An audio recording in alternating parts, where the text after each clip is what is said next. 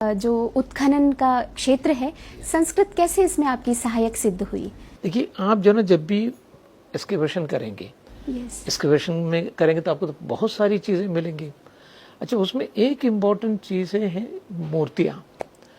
मूर्ति कभी शिव का होगा, कभी ब्रह्मा का होगा, कभी विष्णु का होगा। तो आपको इसको आइडेंटिफाई करना है कि ये किन का है, ये ब्रह्मा का है, ये विष्णु का है या शिव का है, जो भी है।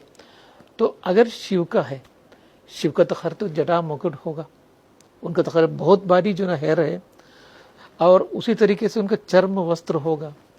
तो ये आइडेंटिफाई करने के लिए आपको कुछ श्लोक ऐसे हैं, जैसे जडी चर्मी शिखंडी च सर्वांग सर्वभावना हरिश्च हरिनाच सर्वभूत हर प्रभु। इट इज अल्टीमेटली ही वही आखिर में सबको खत्म करते हैं। शाश्वतम शिवम अच्युतम। अगर कोई बचता है दुनिया में, दैट इज ओनली शिवा। तो इस तरह की, और यह विष्णु है। विष्णु के लिए विष्णु का कई फॉर्म है आपका। तो एक फॉर्म ये है, अनंत शेषाई विष्णु है, शांताकारम भुजगशयनम पद्मनाभम सुरेशम। या फिर आपका डिफरेंट अवतार है, मत्स्य कूर्म वराहस्य नरसिंह वामन तिथे। ये सब चीजें जो ना आपको इमीडिएटली आपको पहचानना है, तो संस्कृत के बगैर आप काम नहीं कर सकते। इसलिए एक तो मुझे दिलचस्पी था, मुझे लगा था कि जना मैं शायद पिछले जन्म में कोई ब्राह्मण परिवार में ही पैदा हुआ होगा, तो इसलिए मुझे एक लगाव था लैंग्वेज से, और फिर मैंने उसको आगे भी बढ़ाया, जो मुझे बहुत काम आया बाद में। यदि मूर्तिकला के विषय में हम बात करें तो हड़प्पा काल के बाद हमें सीधा प्रमाण मिलते हैं अशोका काल के, और अशोका काल माना जाता है 300 ईस्वी पूर्व का। और इससे पहले हमें कोई मूर्ति, कुछ भी प्रमाण हमें नहीं मिलता जो कि हम दिखा सके कि इस काल का ये प्रमाण है। अंधकारमय युग वो माना जाता है पहले कहते थे जी। लेकिन बौद्धिक दृष्टि से ये बहुत ही उन्नत काल है। ऐसा कहते हैं कि पुराणों का रचना काल, उपनिषदों का रचना काल, ये यही काल है जो वो काल है। तो बिना किसी एविडेंस के, बिना किसी प्रमाण के आप कैसे ये प्रमाण देते हैं कि पुराणों का रचना काल या उपनिषदों का रचना काल यही एक पीरियड था, यही एक काल था? सही। इसलिए बहुत सारी चीजें हमको पहले से पता नहीं था।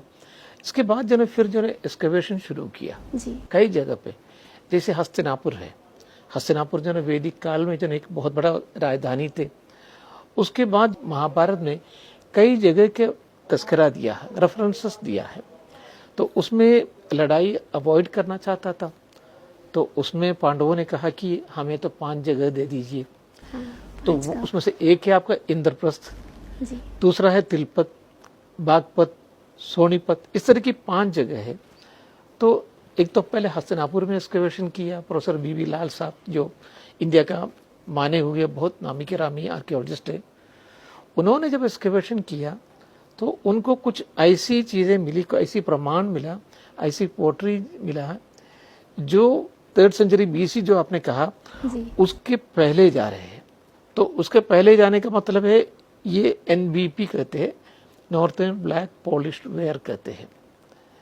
तो वो पहले हम लोग समझते थे कि ये 7th सेंचुरी BC तक है, लेकिन अयोध्या के एक्सकवेशन के सिलसिले में फिर बाद में देखा तो ये पता चला कि नहीं, ये 1200 BC तक जाते हैं करके। अच्छा। और उसके पहले जो एक डेटिंग है, एक दूसरा पोट्री है, उसको कहते हैं PGW, पेंटेड ग्रेवेयर। ये पेंटेड ग्रेवेयर पोट्री जितने भी महाभारत में रेफरेंस दिया हुआ है उन सारी जगह पे मिला। एट द बॉटम लाइन, सबसे नीचे जो ना ये महाभारत पोट्री जो आजकल जो हम लोग कहते हैं या PGW कहते हैं, वो यहाँ से मिला। एक तो खैर तो आपको हस्तिनापुर से मिला, कुरुक्षेत्र से मिला, और उसी तरीके से ये जो मैंने कहा इंद्रप्रस्थ से मिला। तो जितने भी महाभारत में दिया हुआ था उन सारी जगह से एट द बॉटम लेवल में ये पोट्री मिला। उसके बाद ये हस्तिनापुर के बारे में ये कहते हैं कि लड़ाई में तो पांडवास तो जीत गया जी। उसके बाद जो ना फिर ये लोग चले गए, कैलाश चले गए। लेकिन जो राज्यभार किसी को संभालना भी है तो कौन संभालेंगे, ये पूछने लगा। तो कहा हमारा सबसे यंगेस्ट जो ना वो आदमी राजपाल संभालेंगे। वो कौन है? परीक्षित। परीक्षित जो अभिमन्यु का बेटा था। हाँ। और उसके बाद वायु पुराण में कहते हैं जब उनकी 8वीं जनरेशन फ्रॉम परीक्षित से 8वीं जनरेशन जब रूल कर रहा था वो तो निचक्षु, तो उस टाइम में एक बहुत बड़ा बाढ़ आ गया हस्तिनापुर में, सब कुछ तबाह और बर्बाद हो गया, खत्म कर गया। और उसके बाद जो है फिर उन लोग ये जगह छोड़ के कौशाम्बी चले गया। तो ये वायुपुराण में है। तो उसी के हिसाब से प्रोफेसर बीबी लाल ने एक्सकेवेशन करके देखा, तो फिर सबसे आखिर में फिर उनको एक बहुत बड़ा फ्लड लाइन मिला। अब फ्लड लाइन मिलने के बाद जो है यहाँ सब कुछ खत्म हो गया, और उसके बाद जो है फिर वो चले गया एक्सकेवेशन के लिए कौशाम्बी। कौशाम्बी में इसका कंटिन्यूएशन मिला। तो इसी बेसिस पे उन्होंने इसको जोड़ा है, जो वायुपुराण में जो कहा था उससे जोड़ा है इस एक्सकेवेशन से। एक तो हस्तिनापुर के एक्सकेवेशन, फिर कौशाम्बी के एक्सकेवेशन। ये जो वायुपुराण का जो आपने पूछा है जी।